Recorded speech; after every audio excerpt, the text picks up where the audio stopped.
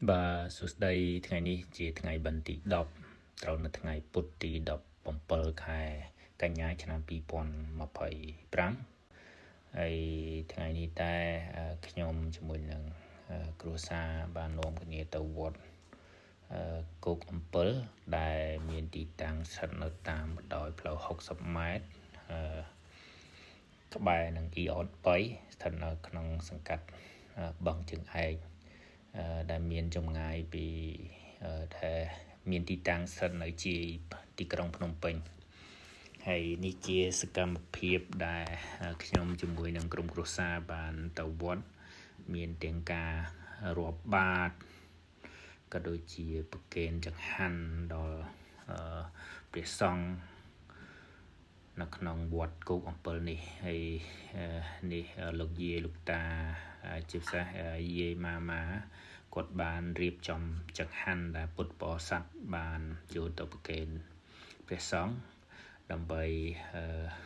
រៀបចំដាក់ប្រគេនព្រះសង្ឃក្នុងការឆាន់នឹងជាដើមហើយមុននឹងការដល់ចង្ហាន់ត្រង់ហ្នឹងគឺព្រះសង្ឃក៏ដូចជាយាយតាដែលជាពុទ្ធបរិស័ទទាំងអស់ហ្នឹងគាត់បានសូត្រនៅធម៌មួយចំនួនដើម្បីជាការរំលឹកក៏ដូចជាការឧទ្ទិស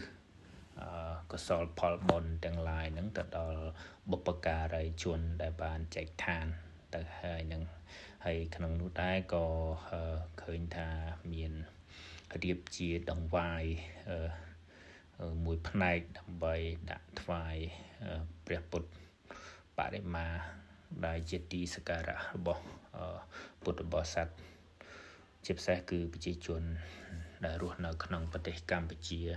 ទាំងអស់នឹងតែម្ដងហើយនេះយើងឃើញថាមានផ្កាខ្ញីមានការរៀបចំដាក់បាត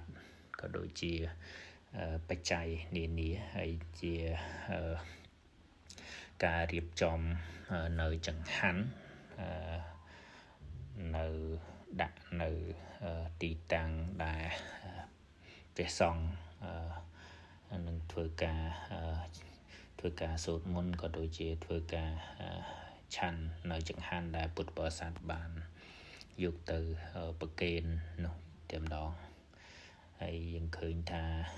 នៅក្នុងបរិវេណវត្តនេះក៏មានការរៀបចំពូនភ្នំខ្សាច់នឹងផងដែរដើម្បីជាការប្រពនៅតាមឲ្យស្របទៅតាមកម្មវិធីបែបទំនៀមទម្លាប់ផងបែបជំនឿនឹងផងហើយវីដេអូបិណ្ឌទី10នេះគឺសូមបញ្ចប់តែប៉ុណ្ណឹងបាទសូមអរគុណ